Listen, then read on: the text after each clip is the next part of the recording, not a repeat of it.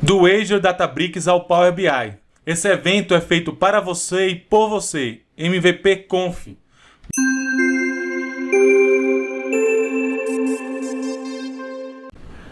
Os recursos utilizados aqui nessa apresentação. Temos o Data Factory, que é um serviço na nuvem disponibilizado pelo Microsoft Azure, que constrói processos de ETL sem a necessidade de código e com a facilidade de um ambiente visual, ou seja, orquestrando todo o processo passo a passo visualmente. Nós iremos conhecer alguns conceitos básicos dessa ferramenta. Temos também o próprio Databricks, que integrando ao Data Factory, ele tem a possibilidade de criar insights de dados e soluções de inteligência artificial. O que é legal aqui é que o ambiente é o Apache Spark. Graças a esse ambiente, existe a possibilidade de fazer análise em uma grande quantidade de dados. O Big Data, por exemplo, além dessa ferramenta, entre outras, só foi possível por conta da quantidade de processamento em paralelo que ferramentas como o Apache Spark possibilita.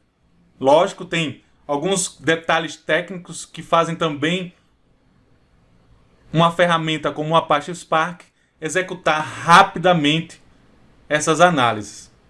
Mas o Databricks é esse ambiente na nuvem, também disponibilizado pelo ambiente do Microsoft Azure.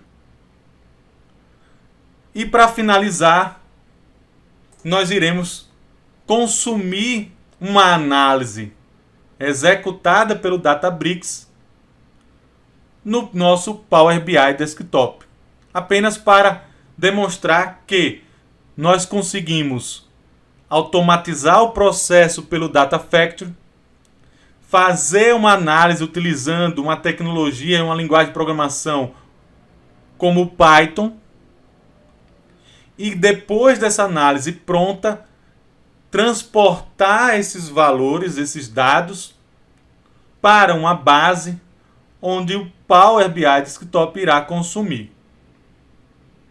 Legal? Então vamos lá para o ambiente do Azure, iniciando pelo Data Factory. Primeiramente, nós iremos entender alguns conceitos básicos do Azure Data Factory. Vejam que a primeira tela ela contém alguns atalhos que facilitam o gestor para a transformação do dado, a ingestão desse dado e a orquestração.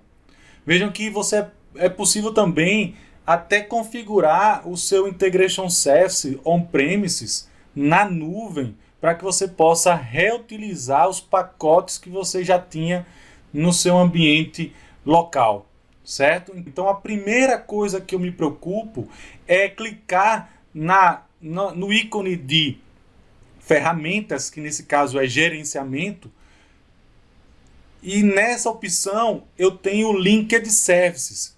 O Linked Services ele tem por objetivo fazer um atalho entre o Data Factory e os serviços, seja ele de banco de dados ou de computação em nuvem. Então, por exemplo, eu quero obter um dado de uma página da internet. Eu vou utilizar o Linked Service para criar essa conexão com essa fonte de dados. Eu quero que, nosso caso, obter e executar um notebook do Databricks, então eu preciso criar também um Linked Service para que o Data Factory tenha acesso aos recursos do Databricks. Ao invés de utilizar o passo a passo básico, que também facilita o dia a dia do usuário, eu já vou direto na criação do Linked Service, seja lá a necessidade que você deseja desenvolver. É importante entender que tudo, no meu ponto de vista, começa com o Linked Service. Vejam que eu vou abrir um novo e ele aqui tem duas opções, Data Store, e vejam que se eu digitar Databricks, essa opção necessariamente não vai estar disponível, porque nós estamos procurando o Azure Databricks, não o Databricks Delta Lake. Então, por quê? Porque ele, na verdade, ele não é um local onde armazena dados. Ele é na opção computação em nuvem. Então, quando eu clico em Compute, eu tenho logo a opção do Azure Databricks aqui. Apenas para exemplificar, vejam que dentro do meu Data Factory, eu tenho a possibilidade de criar vários linked services, ou seja, conexões com vários tipos de fontes de dados. Seja ela HTTP, seja ela SAP, BW, HANA, seja ela ODBC, seja ela qualquer tipo de fonte de dados, SharePoint, qualquer tipo de dado que vai facilitar, inclusive também das ferramentas e serviços do próprio Azure, como o Azure Blob Storage, o SQL Database, o File Storage e várias ferramentas que criam integração, inclusive para o seu on-premises, né? Ter dados disponibilizados utilizando gateways, né? Então, basicamente, essa é a forma de criar o Linked Service para o Azure Databricks, selecionando essa opção, clicando em Continue. Veja que ele vai me perguntar qual é o Integration Runtime. Nesse caso, é o próprio Integration Runtime do Data Factory. Ele vai me perguntar sobre a subscription, ou seja, qual é o serviço que paga, né, esse seu recurso. E vejam que eu tenho também a possibilidade de escolher qual é o workspace do Databricks que já está previamente criado. É toda uma estrutura e um recurso já disponibilizado. O analista de dados, na minha percepção, ele tem que receber o recurso já disponibilizado, pronto pela infraestrutura. Então você só tem que utilizar a ferramenta na nuvem, nesse caso aqui, para criar as conexões necessárias para utilizar o recurso, nesse caso o Databricks, certo? Então, vejam só. Outra coisa interessante é que ele tem a possibilidade de utilizar o token, que é possível criar também lá no ambiente do Databricks. E vejam que eu posso também utilizar um gerenciamento de identidade via serviço, para que você não precise passar nenhum tipo de autenticação, né, autorização, porque já vai estar desenvolvido e disponibilizado pela equipe de tecnologia.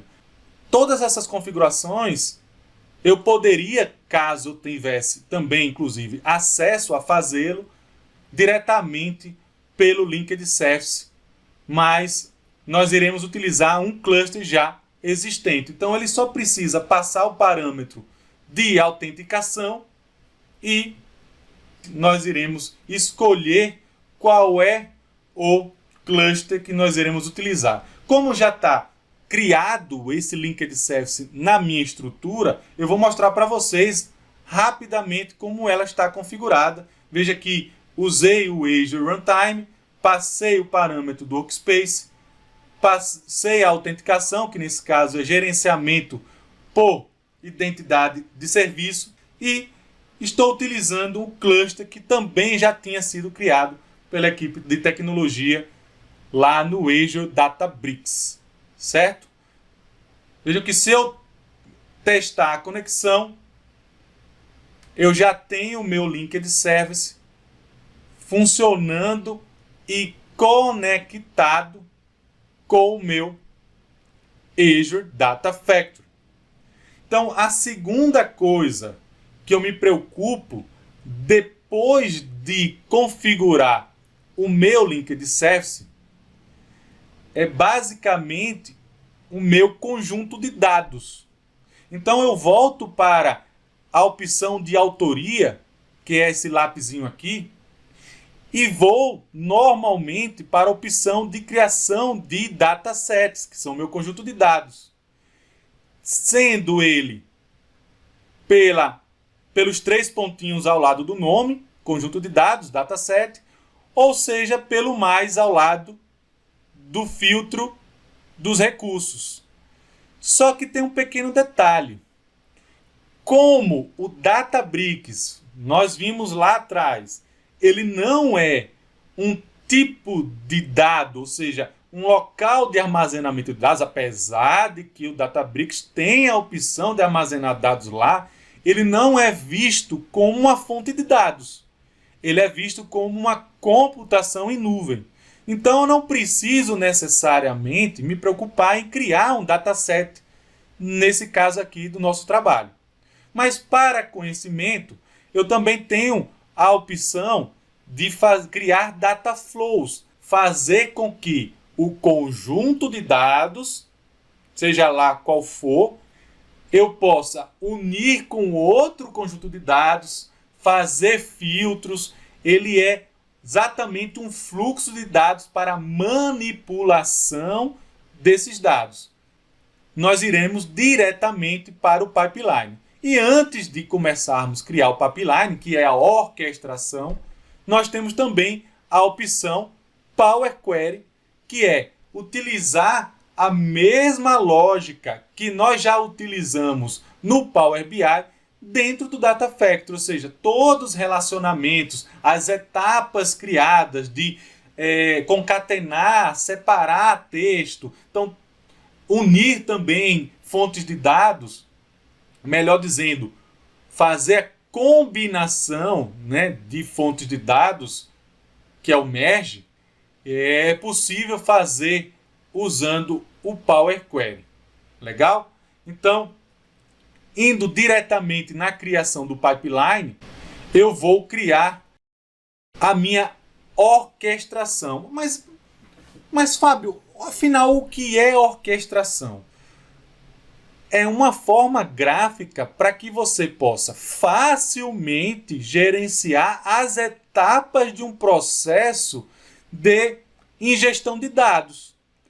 Olha só, se eu tenho como passar aqui um objeto de copiar dados visualmente e configurar também visualmente as propriedades dessa atividade, né, chamado activity, então para mim é uma orquestração, porque daqui eu consigo saber exatamente qual etapa está executando naquele momento. Se der algum problema, ele vai informar para você e informar também qual foi o problema encontrado, certo? Então, vejam que o pipeline ele tem várias atividades. Uma delas é copiar dados, é executar itens do Dataflow, é executar itens do Power Query, executar inclusive Machine Learning, que é outra forma de computação em nuvem, e executar o nosso Databricks nas 3 opções. Um script Python diretamente. Deixa eu até remover esses itens aqui para não atrapalhar. Um script Python diretamente. Vejam que eu passo o parâmetro de qual linked service vai ser utilizado e qual é o script direto que vai ser executado. No nosso caso, nós iremos utilizar um notebook. E aí, para isso, eu preciso passar, né? Vou colocar até o nome do nosso pipeline aqui, de Databricks RMF, que é o sistema de análise de dados que nós iremos utilizar dentro do notebook. Nós conheceremos ele mais em detalhes a partir do momento que a gente for para o Azure Databricks. Nós podemos identificar se aqueles clientes são leais, são campeões ou se estão simplesmente comprando com os seus produtos. Então, nessa lógica, eu vou também alterar para simplesmente o nome execute e vou configurar algumas propriedades dessa atividade de execução do notebook. Azure Databricks, vou escolher qual é o link de service que já tínhamos criados com antecedência, certo? E vou utilizar também agora qual é o notebook que eu vou selecionar. Então tem o browser aqui, né? Pesquisar, ele vai trazer todos os usuários existentes no meu Databricks, as pastas que são compartilhadas ou um repositório que pode ser ou no GitHub ou no Azure DevOps. Então isso é legal também porque eu posso compartilhar esse código-fonte, todos os scripts, em um ponto onde toda a equipe pode acessar, inclusive alterar quando for necessário. Então eu vou utilizar, nesse caso, na minha pasta pessoal, do meu usuário, e ao escolher o meu usuário, eu escolho também aquele notebook que está salvo dentro da minha pasta, certo? Nesse caso chama RMF Análise, e após selecionar o notebook, eu aperto OK. Vejam que não existe mais nada a ser feito nesse caso aqui. Mas eu quero que vocês entendam que a execução de um notebook do Databricks dentro do Data Factory, ele é simples, só basta configurar o link de service e o notebook que já foi criado lá no Workspace do Azure Databricks. Aí nós iremos para o ambiente Azure Databricks para que eu possa passar para vocês como é que funciona o script de análise de dados e depois nós iremos consumir esses dados no Power BI. Mas antes disso, alguns conceitos básicos também no Databricks, ou melhor dizendo, desculpa, no Data Factory, que nós precisamos entender. Vejam só, o validate, ele sempre vai identificar alguma configuração em desacordo com o que a ferramenta permite.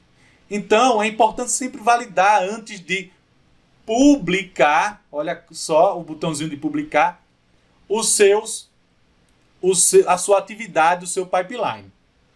Outra coisa interessante é o seguinte, é o debug. O debug, qualquer alteração que você faça, você pode executar antes de publicar. Ele testa aquela alteração que você fez nas suas atividades, nos seus itens do pipeline, e ao testar, ele permite você já avaliar se aquilo vai ter algum impacto, algum erro que porventura ele já identifique com antecedência. Porque ao lado nós temos como executar por gatilhos. E o gatilho especificamente ele pode ser configurado para executar diariamente, mensalmente, ou seja, num período que você desejar. Contudo, ele só executa aqueles que estão previamente publicados. Então, o debug ajuda muito para aqueles itens que você vai alterar e não quer necessariamente fazer uso da publicação, que a publicação é justamente quando você tem certeza que aquele processo está funcionando plenamente. Legal? Vamos lá para o ambiente do Azure Databricks para também entendermos alguns conceitos básicos do ambiente Azure Databricks. Vejam que ele tem uma lógica bem parecida com o Azure Data Factory, que é apresentar alguns atalhos na sua página inicial, como tarefas comuns, a possibilidade de criar um novo notebook, né, que é um script que eu posso documentar de uma maneira mais visual, né, vou poder criar uma tabela, posso agendar os jobs de execução de vários desses scripts criados dentro desse ambiente, inclusive também utilizar a funcionalidade de Machine Learning Experiment. Então, tem várias funções. A primeira coisa que nós precisamos entender é a computação que será executada, o cluster que estará disponível para executar os nossos dados e a nossa análise de dados. Então, logo no lado esquerdo, nós temos várias opções e uma delas é o Compute. Por quê?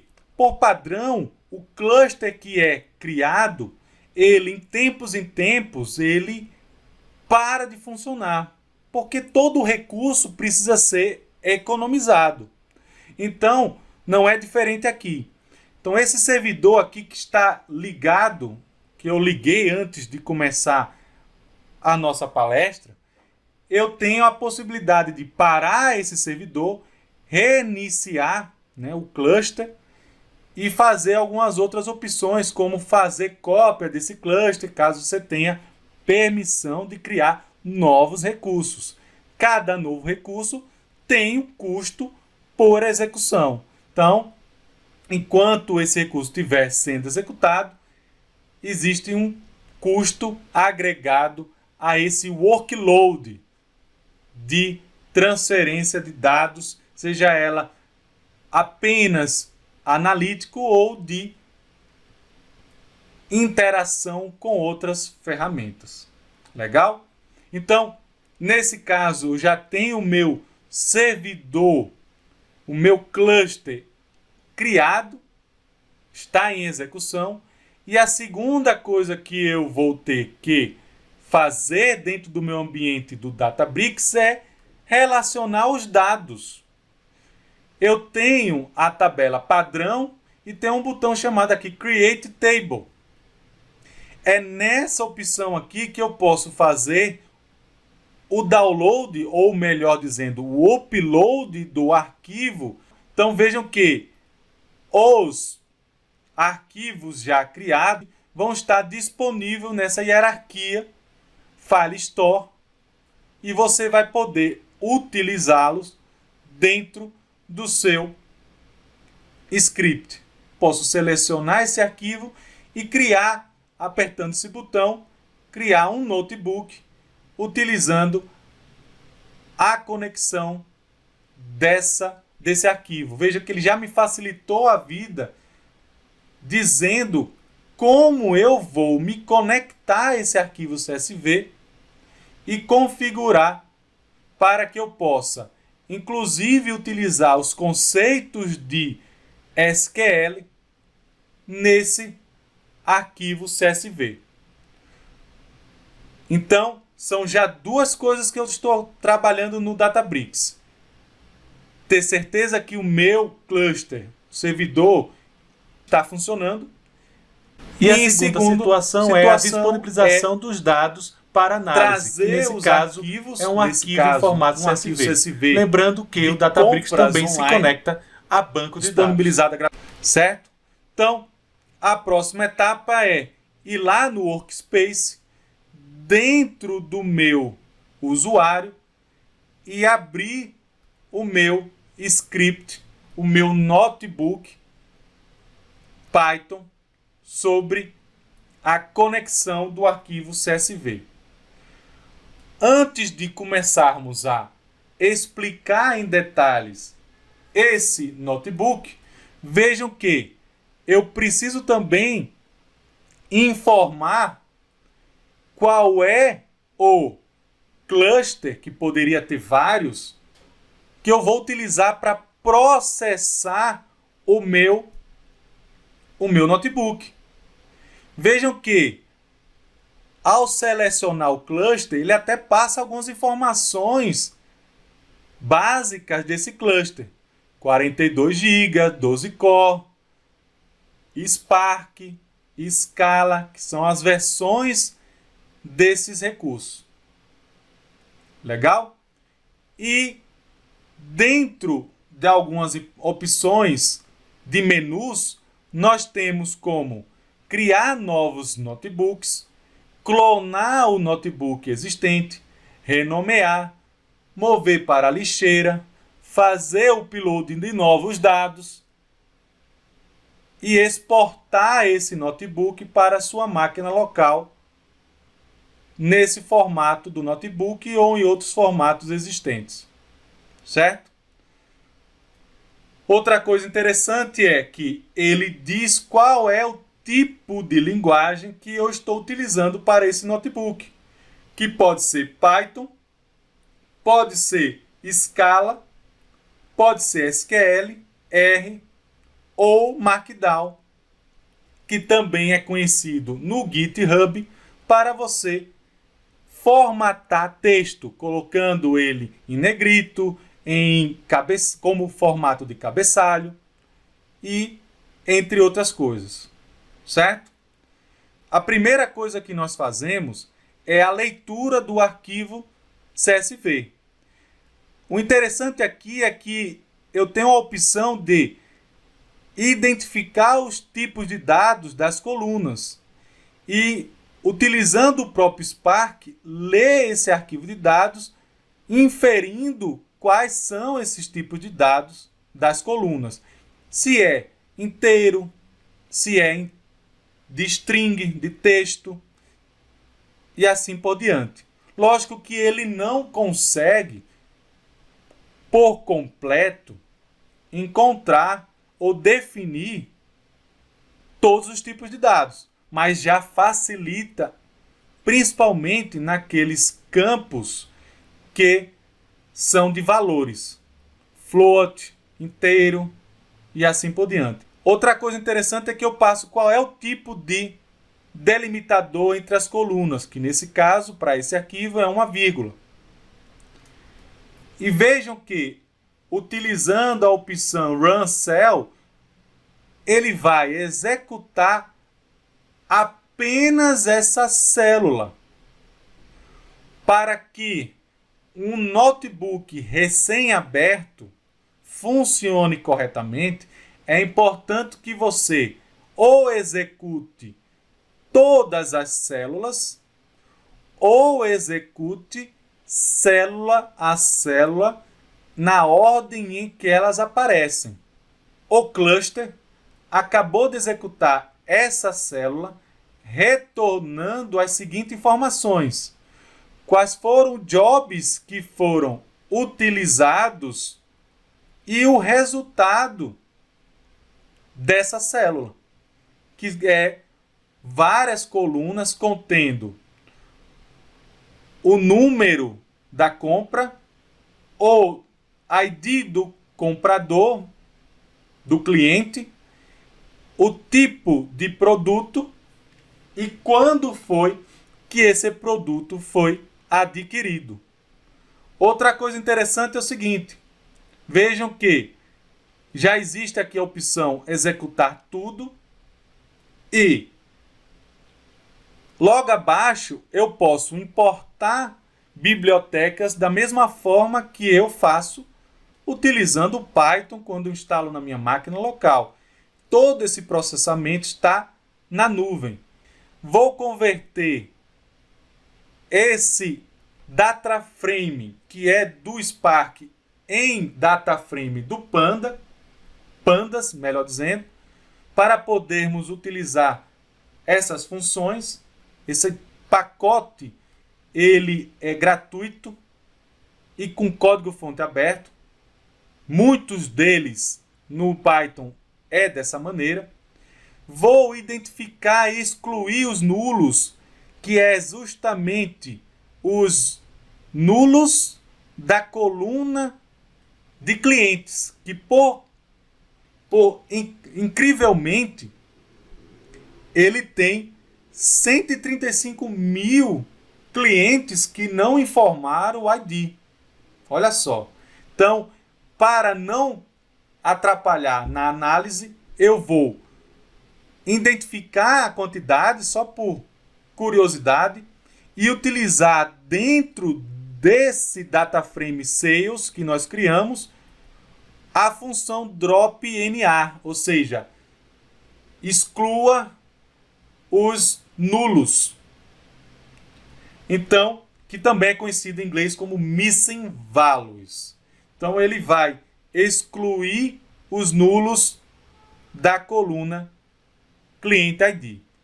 Estou passando geral para que vocês compreendam qual é a análise que está sendo feita aqui dentro desse notebook.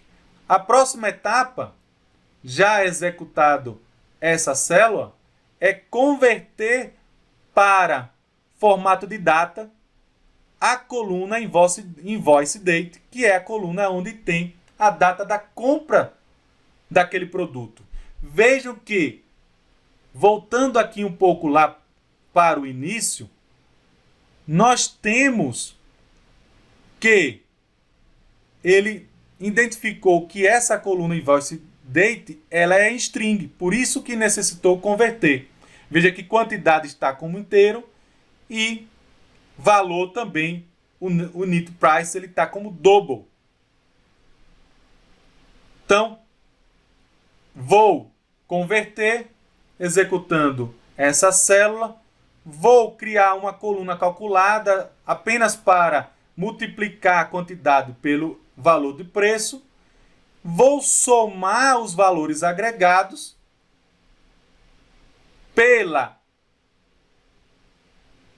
pelo invoice e pelo custom ID, que é o cliente.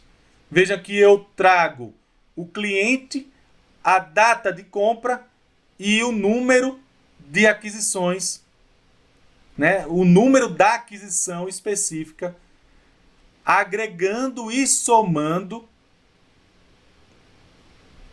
os valores por esses três itens, essas três colunas. O que é interessante aqui, esse lambda, é com o X no somatório, ele é basicamente bem parecido com aquelas funções que tem no Power BI, que é no contexto de linha. E é exatamente isso que ele faz. Ele, no contexto de linha, faz a agregação daqueles itens, com base nessas três colunas. Vou obter agora o período de análise, porque não adianta eu colocar a data atual. Aqui está dizendo dia atual, mas é a data atual, mas não é a data atual dos dias de hoje, porque ele tem que fazer referência à realidade da época. Se na base de dados os dados vão até 2010, por exemplo, não adianta eu colocar a data de hoje, porque o processo vai estar fazendo uma análise incoerente. Então, eu pego a data máxima dessa coluna e trago um período de 365 dias, que é a análise que nós iremos fazer. Fazer uma coluna calculada com base nesses dados e obter a recência e frequência, que é basicamente quando foi a última vez que ele comprou e quantas vezes ele comprou nesse período, trazendo por cliente essa informação. Veja que eu tenho a possibilidade de trazer também a quantidade gasta nesse período, ou seja, desse mesmo cliente, o monetário, o valor monetário desse cliente, certo? Tudo baseado no cliente.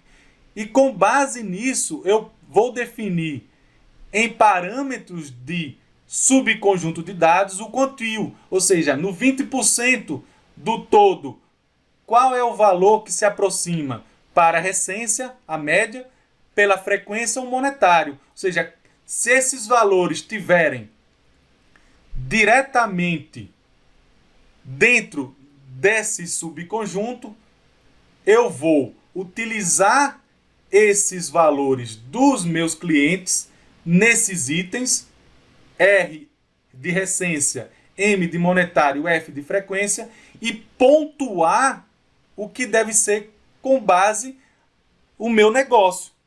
Como assim? Se o meu negócio diz que o valor que os clientes para a recência estiverem menor ou igual ao quantio dos 20% iniciais, então eu vou dar uma pontuação 5. Ou seja, ele é um cliente que contratou e comprou algum produto recentemente. E no caso 1, é o que ele está realmente há muito tempo sem comprar. Ou seja, ele demorou muito para fazer a última compra ou não comprou mais, inclusive.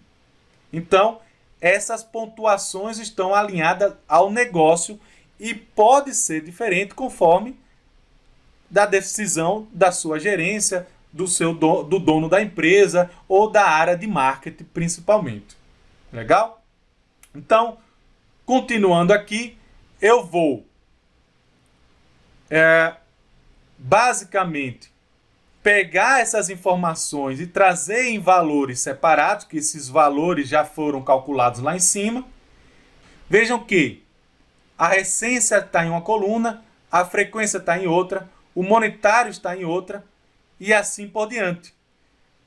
Vou juntar isso todos num score, um RMF pontos, e com o uso, o regex, eu vou dizer que para o R, o 5, e para o F, o 1, e para o M, de 1 a 2, será considerado novos clientes. Então veja que o R na frente define que é o regex, o 5 é para o primeiro item que estiver no texto, que é basicamente na coluna RMF pontos. O primeiro número 1 ele vai cair em uma dessas regras de negócio. E vejam que o que tiver em colchetes, ele diz que é um conjunto entre o valor 1 e 2, eu tenho considerado como novo. Certo? Então, é isso e ele vai retornar para a gente os segmentos informando, como está dizendo aqui, novos, promissores, campeões, não podemos perder e assim sucessivamente.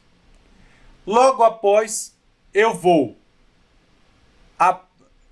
pegar esses valores do data frame e conectar ao meu Azure SQL Database, utilizando o JDBC como formato de conexão e passando os parâmetros de usuário e senha, eu vou criar uma tabela gravando aquele data frame. Primeiro eu converto novamente em Spark e eu uso a funcionalidade do próprio Spark de gravar usando o JDBC em uma tabela.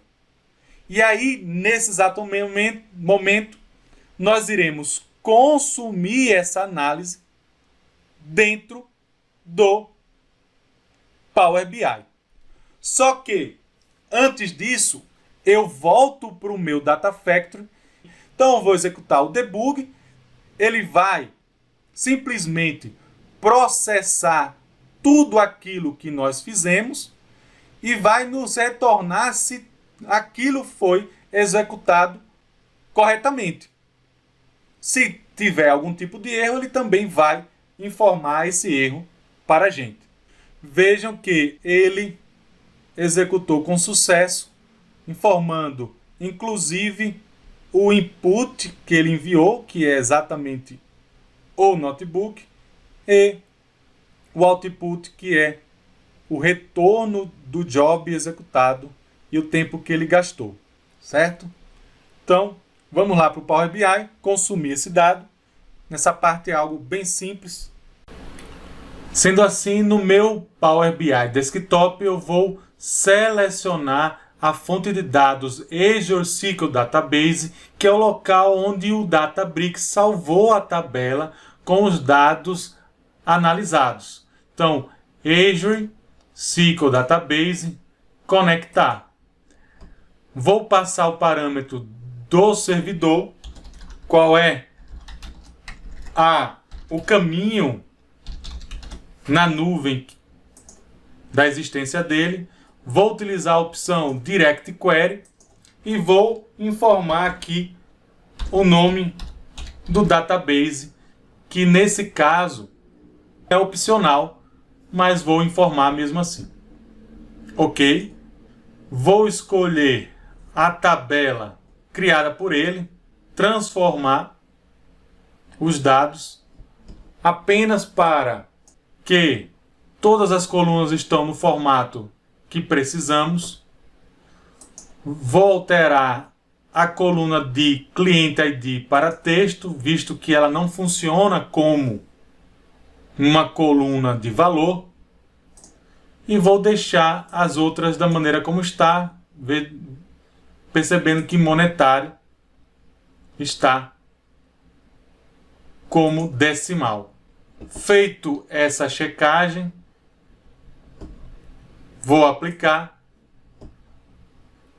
Vou definir nos gráficos que já estão no meu relatório, utilizando algumas colunas, passando, por exemplo, a quantidade ou valor monetário e os segmentos existentes. Só que para isso eu preciso criar uma simples medida que vai ter o total de clientes, que é simplesmente uma conta da coluna, um count de todos os registros da coluna de clientes. Tendo essa medida pronta, vou colocar como os valores do gráfico de segmento e vou colocar nesse card para que a gente possa saber também a quantidade total do cliente daquele segmento e o valor que foi adquirido por todos eles. Então temos os campeões, eles gastaram em torno de 4 milhões e os leais a metade disso. Então vejam que tem vários clientes campeões e leais.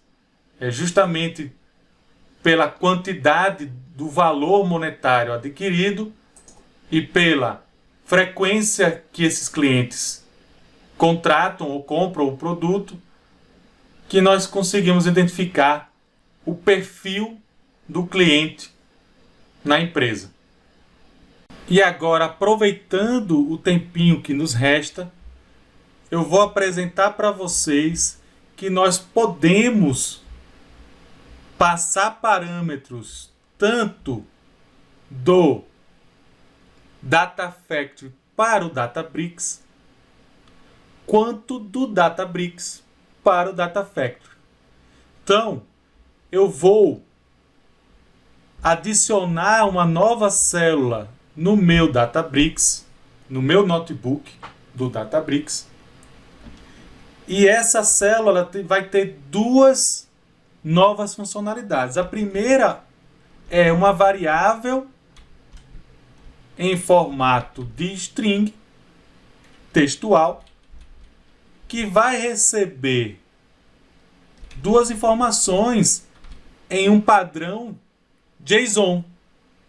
É um string que está no padrão JSON.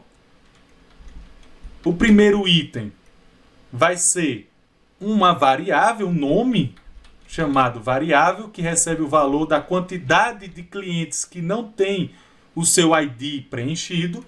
E o segundo item será apenas o meu nome, Fábio Menezes, para que a gente veja esse resultado lá no output da atividade.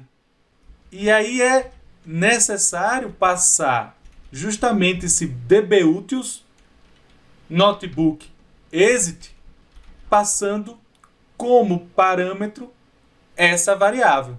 Fazendo isso, dentro do meu pipeline, eu vou adicionar uma nova variável. Na verdade, eu já criei essa variável chamada Client ID NA total.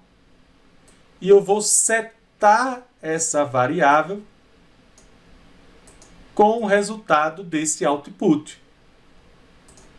dinamicamente adicionando conteúdo, trazendo da atividade do Databricks Notebook, e eu preciso usar o run output, trazer o primeiro item, já que é um array de itens, ele já vem no formato JSON, então ele já vem num formato que eu possa manipular. Para ter exatamente o valor, eu vou utilizar o nome que eu criei lá naquela estrutura, que é variável.